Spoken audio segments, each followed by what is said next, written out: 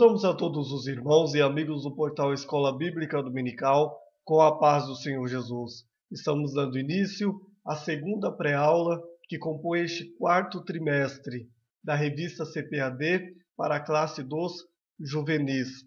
Trimestre este que tem por tema geral bons conselhos baseados no livro de Provérbios.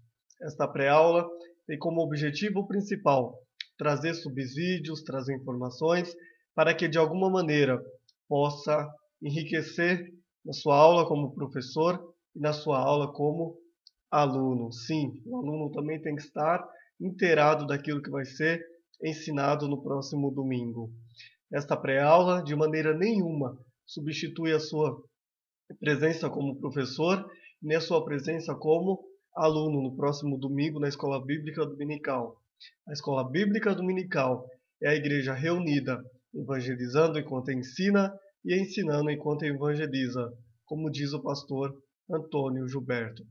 E esta pré-aula, a lição de número 2, que compõe este quarto trimestre, tem por tema geral: não caia na conversa do ímpio. E como ponto inicial, para começarmos a pensar sobre este tema, a gente precisa ter em mente que o homem, ele não foi criado para viver sozinho.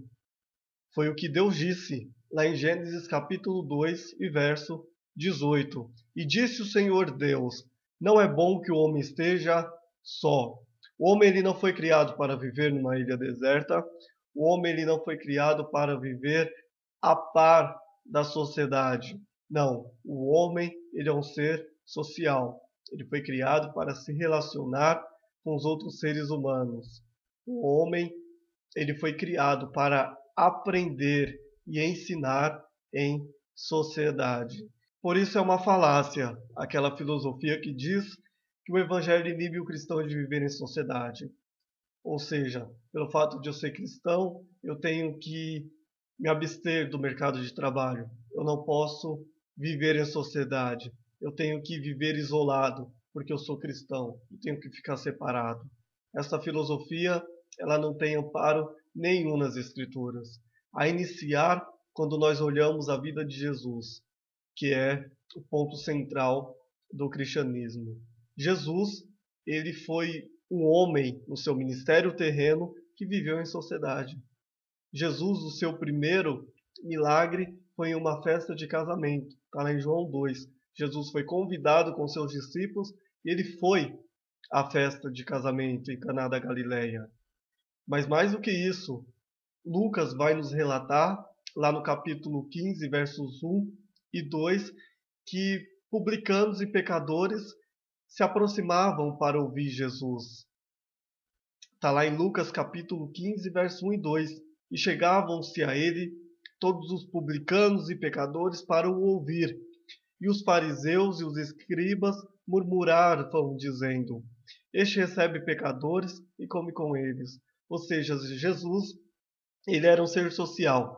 Foi a festa de casamento, conforme a gente já viu. Mas mais do que isso, publicanos e pecadores se aproximavam para ouvir Jesus, porque o que Jesus havia a dizer era interessante. E aí, os fariseus, os escribas, eles sempre murmuravam, dizendo: mas esse recebe todo tipo de pessoa. Então, Jesus, ele era um ser social. Mas esse texto de Lucas, capítulo 5, verso 1 e 2, ele nos traz um grande aprendizado também. Diz na parte A, onde já lemos, que todos os publicanos e pecadores se aproximavam para ouvir Jesus. Então, aquilo que Jesus tinha a dizer era interessante. Se eles vinham ouvir Jesus, aquilo que Jesus tinha a dizer era interessante. E este é o nosso papel vivendo em sociedade como cristão. Aquilo que a gente tem a dizer tem que ser interessante. Aquilo que a gente tem a dizer tem que atrair as pessoas. O cristianismo, ele tem a mensagem que o mundo precisa ouvir. O cristianismo, ele tem a resposta do qual o mundo precisa. Lembrando que a igreja sempre é como resposta e não como pergunta. A igreja, ela tem a resposta que o mundo precisa de tudo isso que está acontecendo. à luz da palavra de Deus. E não, a igreja jamais deve perguntar ao mundo o que está acontecendo. A gente tem sempre a resposta. A gente tem ao mundo coisas interessantes, coisas que o mundo precisa ouvir, deve ouvir. E é necessário que o mundo ouça, que a mensagem do Evangelho. Então os publicanos e pecadores se aproximavam de Jesus, porque o que Jesus havia de dizer era interessante. Então, eu, como cristão, eu vivo em sociedade, eu sou um ser social. Eu vivo no mercado de trabalho, na faculdade, nos cursos. Eu vivo em sociedade. Eu vivo no transporte público. Eu sempre estou em constante relacionamento com as pessoas. Entretanto, sempre mostrando Cristo na sociedade, sempre dando à sociedade a resposta que ela precisa, que é o Evangelho. Eu vivo em sociedade, mas como sal da terra e luz do mundo. Como sal, eu preservo a sociedade da sua degradação moral, física e espiritual, através da mensagem do Evangelho. E como luz, através das minhas boas obras, do meu testemunho, eu vou iluminar a Cristo. Através do meu comportamento, das minhas boas ações, o mundo passará a conhecer a Cristo. O mundo só pode conhecer a Jesus pela igreja e através da igreja. Eu, como igreja em sociedade, o mundo ele passa a conhecer a Jesus pelas minhas boas obras, pelo meu testemunho. Billy Graham, ele sempre dizia que nós somos a Bíblia que o mundo está lendo. Nós somos os sermões que o mundo está prestando atenção. E eu, em sociedade, eu preciso ter essas características. Eu preciso me parecer com Cristo. Eu preciso ser sal da terra. E eu preciso ser luz do mundo. Mas para que isso aconteça, eu preciso renovar a minha mente. É o que lemos lá na carta de Paulo aos Romanos, capítulo 12, verso 2. Romanos, capítulo 12 e verso 2, que diz: E não vos conformeis com este mundo, mas transformai-vos pela renovação do vosso entendimento, para que experimenteis qual seja a boa, agradável e perfeita vontade de Deus. Não devemos nos conformar com esse sistema do mundo que jaz do maligno. Mas o que devemos fazer? Viver inconformados? Ah, o que você é? Não, eu sou um revoltado inconformado. Não, eu devo transformar a minha vida. Eu preciso me transformar. E como que eu faço isso? E o texto aqui não está dizendo transformar o mundo, mas transformai-vos. Não, eu não vou transformar o mundo se primeiro eu não me transformei. Se eu não tenho as coisas bem resolvidas em mim. Mas transformai-vos. E como que eu farei isso? Pela renovação do entendimento, pela renovação da mente, como diz em outra tradução. Eu preciso renovar a minha mente. E o porquê que Paulo está dizendo que tem que haver uma renovação da mente? Porque o grande alvo do inimigo não é o seu dom. O grande alvo do inimigo não é tirar você da igreja de imediato. O grande alvo do inimigo é a sua mente. O grande alvo do inimigo é entrar na sua mente. Porque a partir do momento que ele entra na sua mente, ele toma o seu dom, ele corta o relacionamento que você tem com Deus, ele faz você perder família, ele faz você perder o trabalho, ele faz você perder perspectiva de vida. É a mente que a gente precisa renovar diariamente em Cristo. É a mente que a gente precisa tomar cuidado para não entrar os maus conselhos. É a mente que a gente precisa blindar contra os ímpios, contra os conselhos dos ímpios. A gente precisa ter a mente blindada para que nós não caiamos no conselho dos ímpios. A gente precisa renovar a nossa mente. E talvez a pergunta seja: de 24 horas do seu dia, o que tem entrado na sua mente? Tem entrado mais as coisas de Deus, talvez a palavra de Deus, ou tudo aquilo que é do mundo secular? Quanto tempo a gente passa do nosso dia meditando nas Escrituras? Quanto tempo a gente passa do nosso dia em oração, em comunhão com Deus? E a resposta do que a gente está alimentando a nossa mente determinará o nosso futuro. Mas a Bíblia nos orienta a não nos conformarmos com o mundo, mas transformai-vos pela renovação da nossa mente. E mais do que isso, Paulo nos orienta em Romanos 6:4 a andarmos também em novidade de vida. Por quê? 1 Coríntios capítulo 2, verso 16 diz que nós temos a mente de Cristo. Então, nós precisamos diariamente renovarmos a nossa mente. Como é que fazemos isso? Pela palavra de Deus. Ela é uma fonte inesgotável de sabedoria.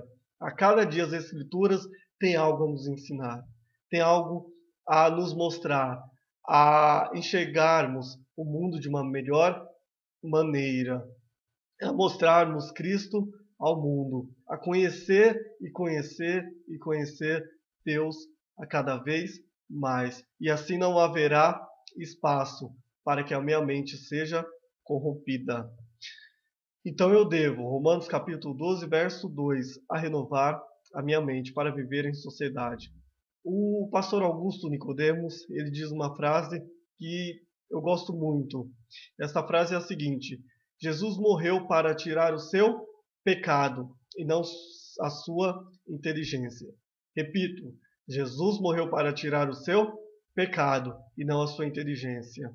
Ou seja, tem muitas pessoas que se dedicam veementemente ao mercado de trabalho, se dedicam aos estudos, se dedicam à sua família integralmente, se dedica a tudo, mas as coisas de Deus, e principalmente a estudar as Escrituras, a pensar na questão teológica, a estudar um pouquinho mais as Escrituras para que a sua mente seja fortalecida e renovada, não, isso não. Isso é coisa para o pastor, isso é coisa para o líder, como se fosse a coisa mais difícil, como se Jesus tivesse morrido para tirar a nossa inteligência. Não, Jesus morreu para tirar o nosso pecado. E a gente precisa, a cada dia, conhecer a Deus de perto, em relacionamento com Ele e oração, mas também no conhecimento da Sua palavra. E assim, Jesus se renovará em nossa mente diariamente, e o pecado, nele nós não teremos prazer. Olharemos para o pecado quando vier o conselho dos ímpios e não nos dará nenhum tipo de atrativo. Por quê? Porque a nossa mente está renovada em Cristo. Então, quando eu penso na questão do ímpio em sociedade, eu preciso ter em mente que na sociedade há o justo e há o ímpio. É o que nós vemos em Eclesiastes capítulo 9, verso 2, que diz assim: tudo sucede igualmente a todos. O mesmo sucede ao justo e ao ímpio. Então, em sociedade, há o justo e há o ímpio. E por que eu não devo cair na conversa do ímpio? O tema da lição é: não caia na conversa do ímpio. E o porquê que nós não devemos cair na conversa do ímpio? Aliás, eu acho muito interessante, tem um hino aí que diz que eu sou o que a Bíblia diz que eu sou. Eu tenho o que a Bíblia diz que eu tenho. Eu vou para onde a Bíblia diz que eu vou. E esta é a proposta.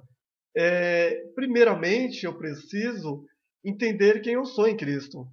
Eu preciso ter em mente quem eu sou. Para que eu não caia na conversa do ímpio, eu preciso ter em mente quem em Cristo eu sou. E a segunda carta aos Coríntios, capítulo 5, verso 17, diz que aquele que está em Cristo, nova criatura é. Tudo, as coisas antigas já se passaram, e eis que tudo se fez novo. Então, em Cristo eu sou uma nova criatura. Eu preciso entender que agora eu sou uma nova criatura em Cristo Jesus. Mas mais do que isso, agora eu pertenço à família de Deus. É o que a gente vê lá em Efésios capítulo 2 e verso 19. Eu sou uma criatura, eu pertenço à família de Deus. E eu sou abençoado em Cristo. Está lá em Efésios capítulo 1, verso 3. Bendito Deus e Pai de nosso Senhor Jesus Cristo, o qual nos abençoou com todas as bênçãos espirituais nos lugares celestiais em Cristo. Então eu já sou abençoado em Cristo com todas as bênçãos espirituais. Então, eu já sou muito abençoado em Cristo Jesus. Eu sou uma nova criatura, pertenço à família de Deus e eu sou muito abençoado. Enquanto a minha morada, ela não é aqui. É o que vemos em Filipenses capítulo 3, versos 20 e 21. Mas a nossa cidade está nos céus, de onde também esperamos o Salvador, o Senhor Jesus Cristo. Então eu preciso ter ideia que eu não sou deste mundo, eu sou peregrino por aqui. Eu estou caminhando rumo à pátria celestial. Então eu preciso entender quem eu sou em Cristo Jesus, para que os conselhos dos ímpios não venham a me seduzir. Eu preciso entender, como jovem, como adolescente, o estágio tão excelente no qual eu vivo em Cristo. Em Cristo eu sou uma nova criatura. Em Cristo eu pertenço à família de Deus, à família real. E em Cristo eu sou muito abençoado, com todas as bênçãos espirituais. Eu não vou ser abençoado por isso, eu não vou ser abençoado por aquilo. Em Cristo Jesus, andando em obediência, eu já sou muito abençoado. É o que a gente leu lá em Efésios capítulo 1 e verso 3. E a minha morada? A minha morada ela está nos céus. Em breve, nós como igreja do Senhor, nós iremos morar no céu com o nosso Salvador, Jesus Cristo. Então precisamos ter ideia de quem nós somos. Mas quem é o ímpio? Quem é o ímpio para que eu não caia no seu conselho? Quem é o ímpio para que eu não me deixe seduzir pelaquilo que ele fala em forma de conselho? O ímpio, uma definição de um dicionário, diz o seguinte: o ímpio é uma pessoa desumana, cruel, que não tem religião, que é contrário à religião, que não respeita as coisas sagradas, que ofende o que se considera digno de respeito. Talvez, só por essa definição da palavra ímpio, eu já teria tudo resolvido aqui. Essa aula, só pela definição da palavra ímpio, já é mais do que suficiente para que eu não venha cair em seu conselho.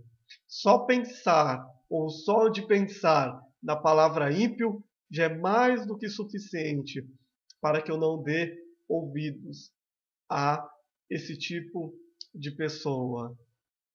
Provérbios capítulo 1 e verso 7, na parte B, diz assim: os loucos desprezam a sabedoria e a instrução. Esses loucos são os que rejeitam a orientação divina para a sua vida e trilham o caminho da impiedade. São os ímpios. Eles rejeitam as orientações divinas para a sua vida e trilham o caminho da impiedade.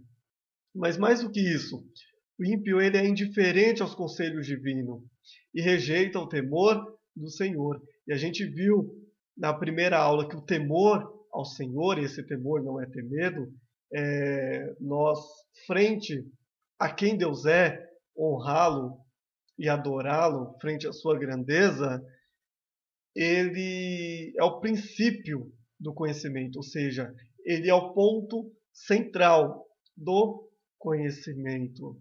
Então, o ímpio, ele vai rejeitar o temor do Senhor. Ele vai rejeitar veementemente tudo que vem de Deus. E por essas definições, já é mais do que suficiente para a gente não ouvir o conselho do ímpio. Mas mais do que isso, a gente tem que entender que a nossa cosmovisão ela é diferente da do mundo. E o que é cosmovisão? De uma maneira muito simples aqui para a gente entender, cosmovisão é a visão que a gente tem do mundo. A visão que a gente tem do mundo, a nossa cosmovisão, ela é diferente da cosmovisão que o mundo tem das coisas.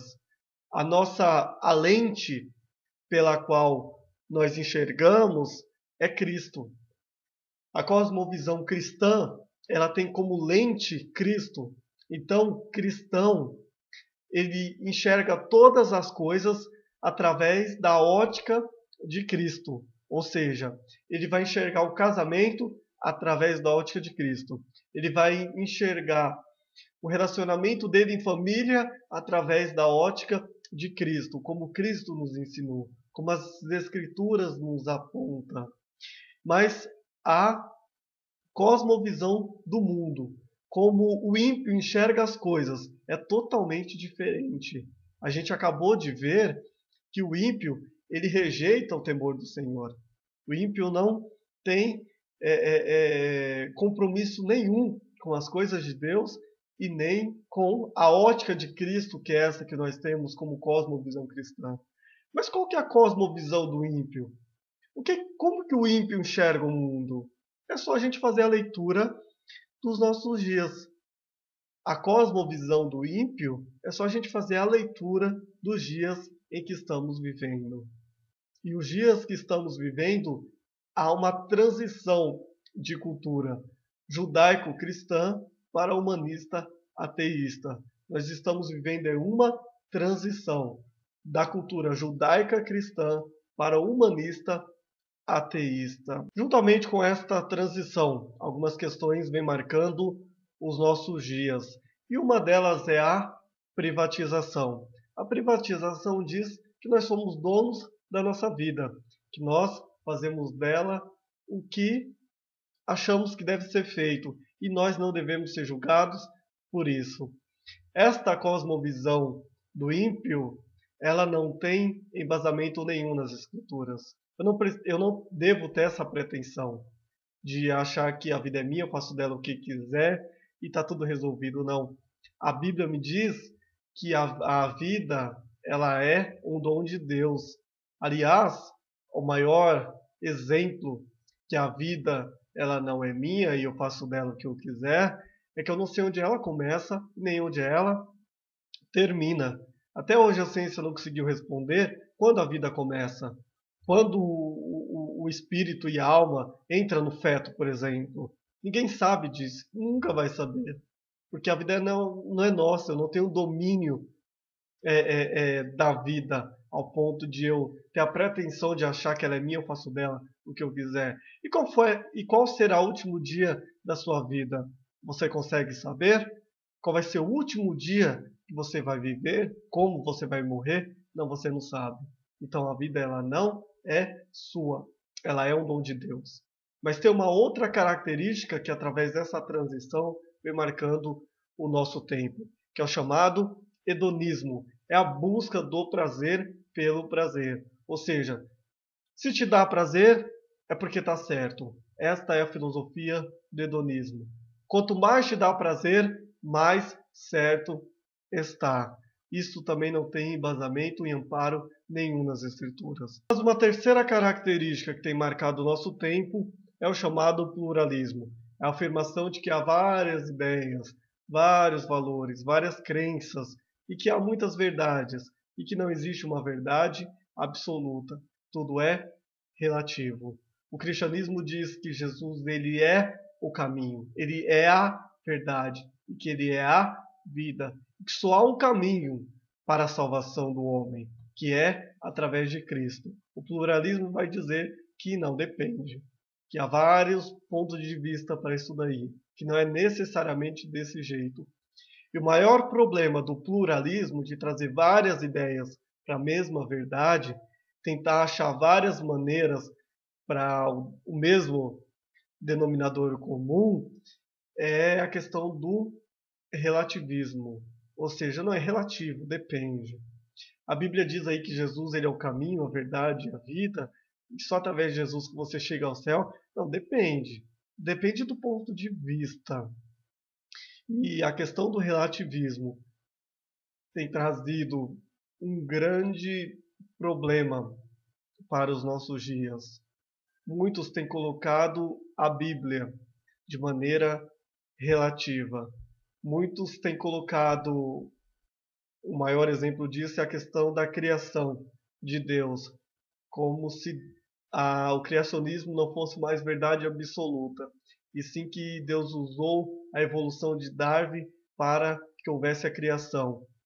Vai entrando através do relativismo, o liberalismo teológico e tantas as outras coisas que vêm desencadeando com isso.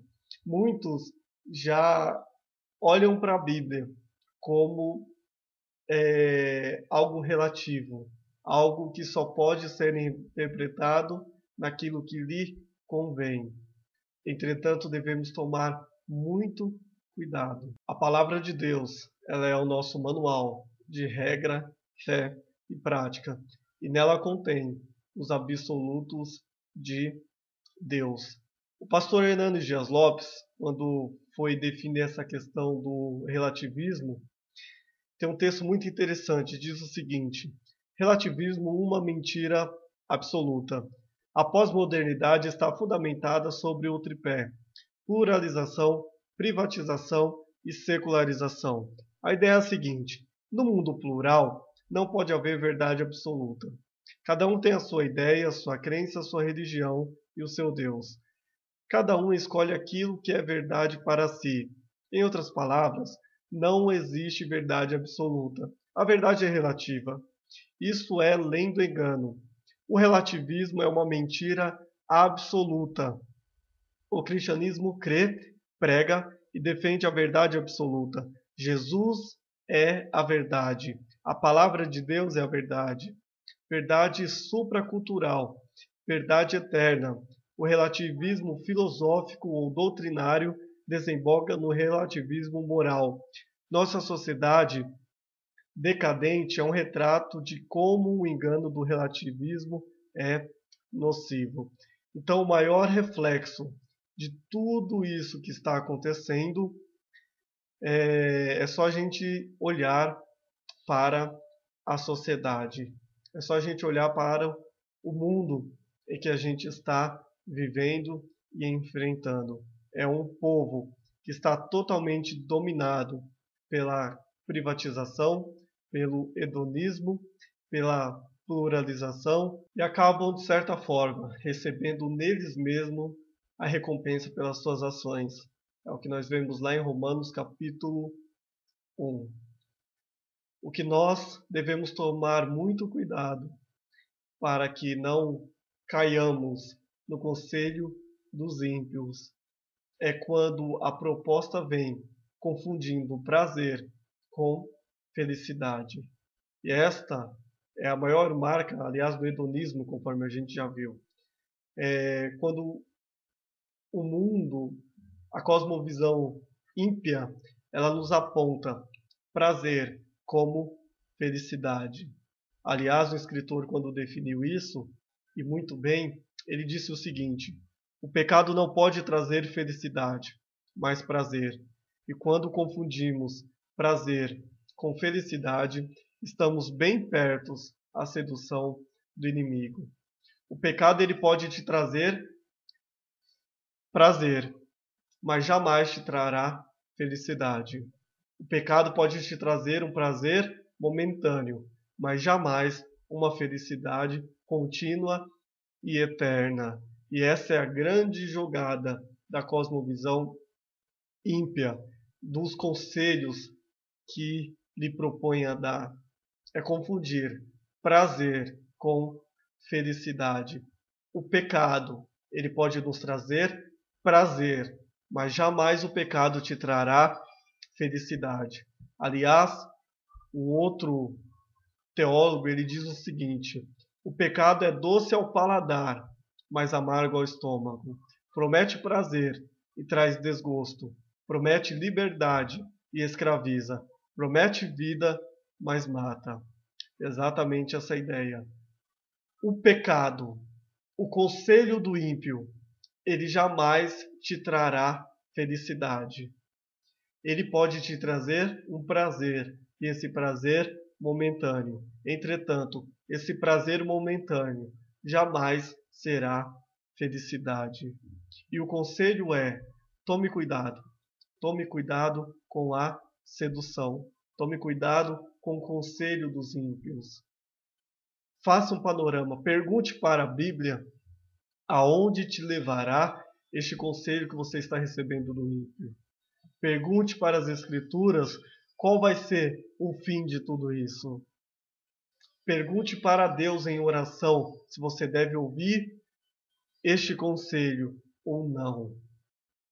A Bíblia é o nosso crivo, é o nosso manual.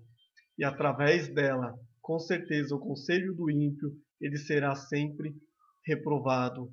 E tenha muito cuidado para não confundir prazer com felicidade. E tenha sempre em mente que o pecado ele é doce ao paladar, mas ele é amargo ao estômago. Ele promete prazer, mas traz desgosto. Ele promete liberdade e escraviza. Ele promete vida, porém ele tira a sua vida. Ele mata. Se você não quer comer do fruto, saia do palmar do inimigo. Se você não quer pecar, saia do palmar do inimigo. Eva foi conversar, caiu. Sansão disse: não é sagrado aos meus olhos. Ficou sem os dois olhos literalmente. Então, não brinque com a tentação. Não brinque com até onde você pode ir, até onde você não pode ir. Corra da tentação, assim como José. Tenha as Escrituras como seu manual de regra, fé e prática. Busque a Deus em oração e leitura da sua palavra. E com certeza o Espírito Santo te iluminará e te auxiliará a você não andar no conselho dos ímpios. Aliás, é o que diz lá no Salmo de número 1, Salmo 1. Bem-aventurado o varão que não anda segundo o conselho dos ímpios, e nem se detém no caminho dos pecadores, e nem se assenta na roda dos escarnecedores. Então, feliz é o homem que não anda segundo o conselho dos ímpios. Veja o que a Bíblia nos diz para concluir. Que bem-aventurado, que feliz é o homem que ele não anda segundo o conselho dos ímpios. Então você quer ser feliz como jovem? Você quer ser feliz como adolescente? Não anda segundo o conselho do ímpio. Mas mais do que isso, verso 2. Antes tem o seu prazer na lei do Senhor, e na sua lei medita de dia e de noite. Ao invés de eu seguir o conselho do ímpio, eu medito na lei do Senhor. E qual que é o resultado de eu me abster do conselho do ímpio e meditar na lei do Senhor? Verso 3. Porque será como uma árvore plantada junto ao ribeiro de água, a qual dá o seu fruto na estação própria, e cujas folhas não caem, e tudo quanto fizer prosperará. Olha que interessante. Quando eu não dou ouvido ao que o ímpio fala, medito na lei do Senhor, eu serei próspero, eu serei muito bem sucedido. E tudo que eu fizer será próspero. Por quê?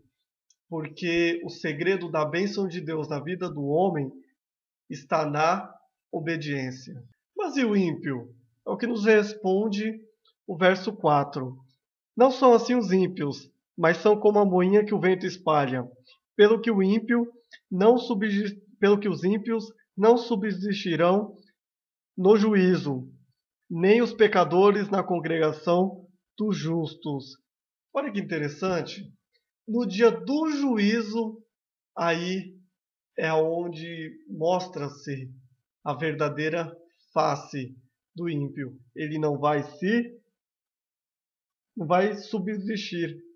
Então ele será julgado por Deus. Então agora parece que está tudo muito bom. Entretanto, no juízo de Deus, quando Deus traz juízo ao ímpio, ele não subsiste. E talvez a grande resumo desse Salmo de número 1 está no verso 6, concluindo o Salmo. Porque o Senhor conhece o caminho dos justos. O Senhor conhece o caminho dos justos. O Senhor conhece cada esforço que o justo faz para obedecê-lo. Entretanto, o caminho dos ímpios perecerá. Então, o fim deles é muito triste. Que Deus em Cristo nos ajude a cada dia conhecê-lo cada vez mais e obedecer a sua palavra, e que jamais possamos cair no conselho dos ímpios, porque o seu fim, ele é trágico. Que Deus te abençoe e te dê uma aula abençoada no próximo domingo. Amém.